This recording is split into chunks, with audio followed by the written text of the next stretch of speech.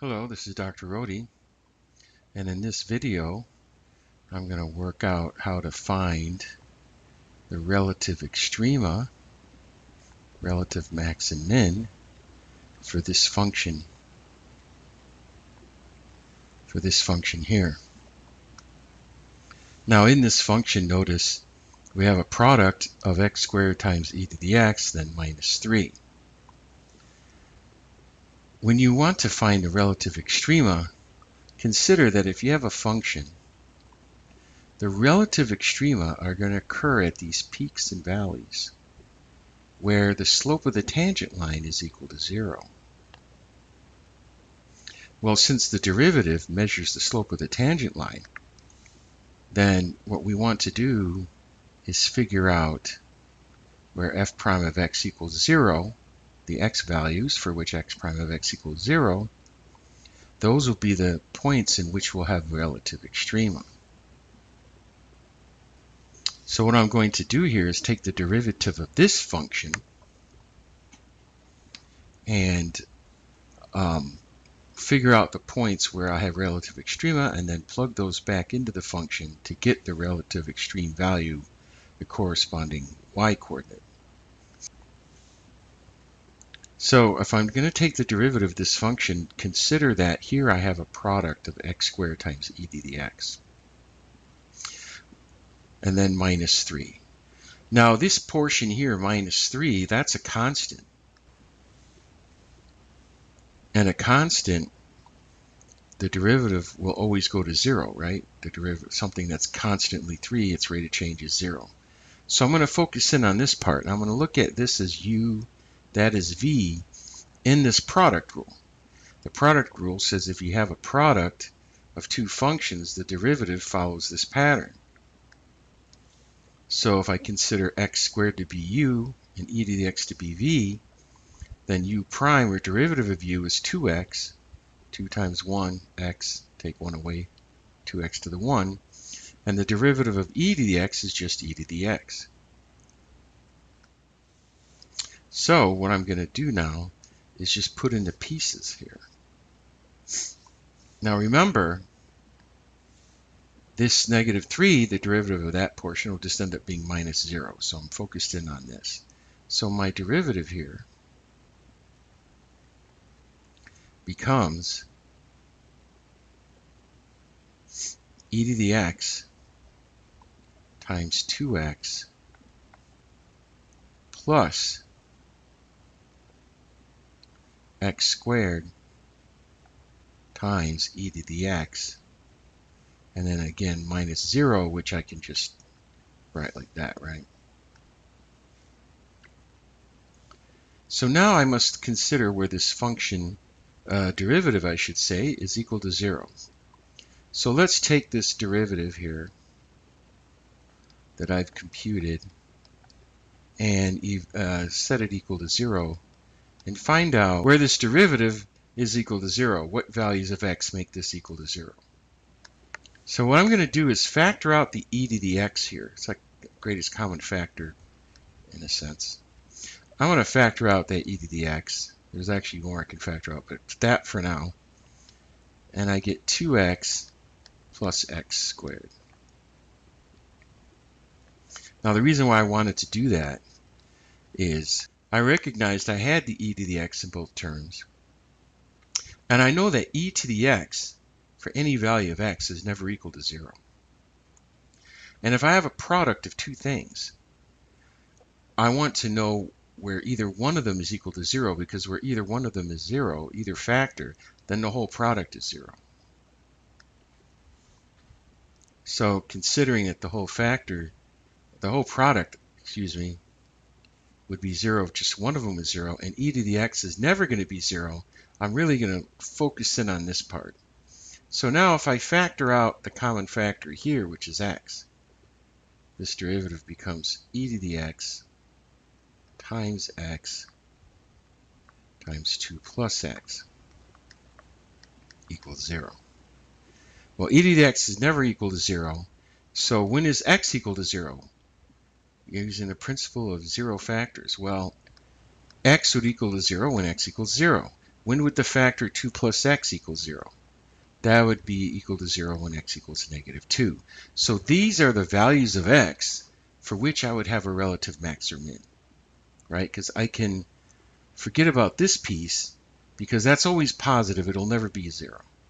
So when x is 0 or x is -2, those are the 2 points in the domain of this function here where I would have a relative max or min.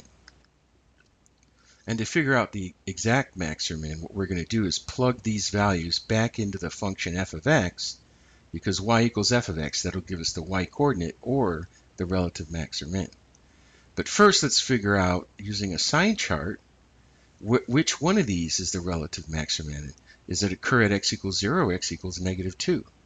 So what I'm going to do is I'm going to draw a line here and do like a sign chart, just like we did when we figured out, well, we are going to figure out increasing, decreasing.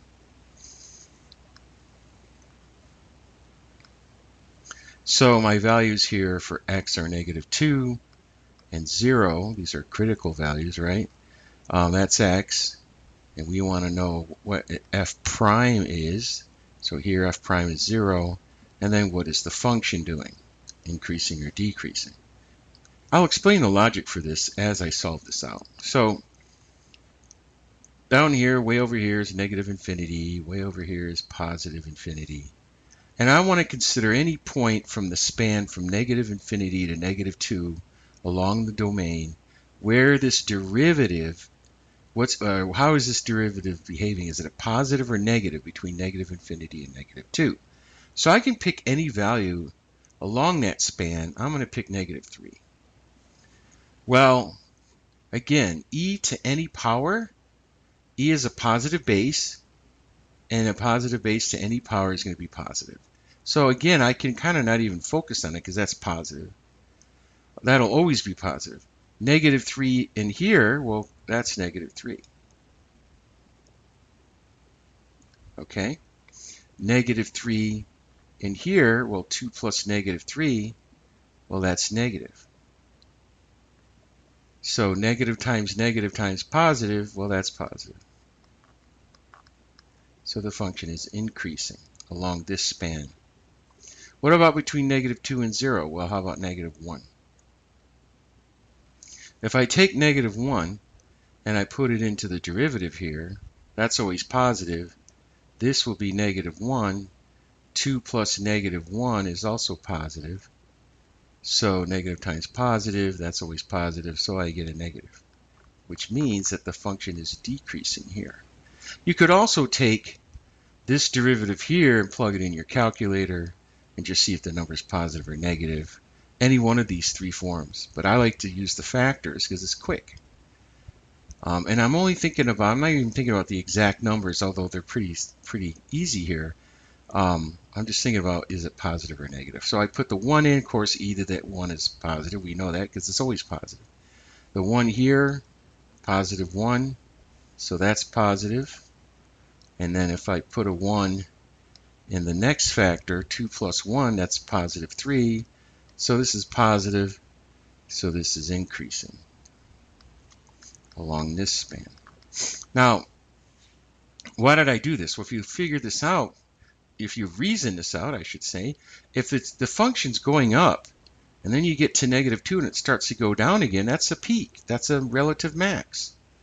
So my relative max is going to occur at -2, right? And my relative min then, if you notice it's going down, then it goes back up. So my relative min occurs at x equals 0. I have a relative max at x equals -2. The relative max itself, in other words, the y coordinate for that will be f of -2. F of -2, the function, not the derivative, which would be -2 squared e to the -2 minus 3, which gives me 4 e to the -2 minus 3. And if you're asked to give an exact value with with e, then you could write this, right? You could also write 4 over e squared minus 3. This is the exact representation. If they want a decimal approximation, well, then you plug this into the calculator. So this becomes approximately negative 2.46.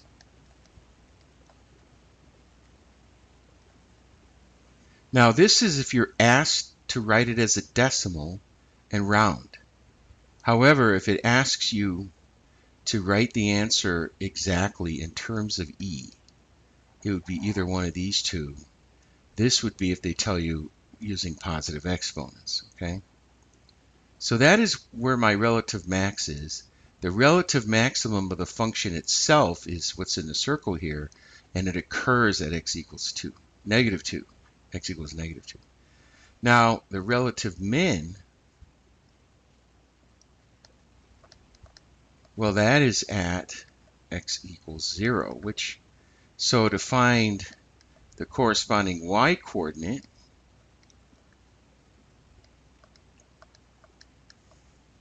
well, if I have 0 squared e to the 0, well, that's just going to end up being 0 times 1, or 0. So then this equals negative 3. So the relative min is negative 3, and it occurs at x equals 0. The relative max is 4e to the negative 2 minus 3, and it occurs at x equals negative 2.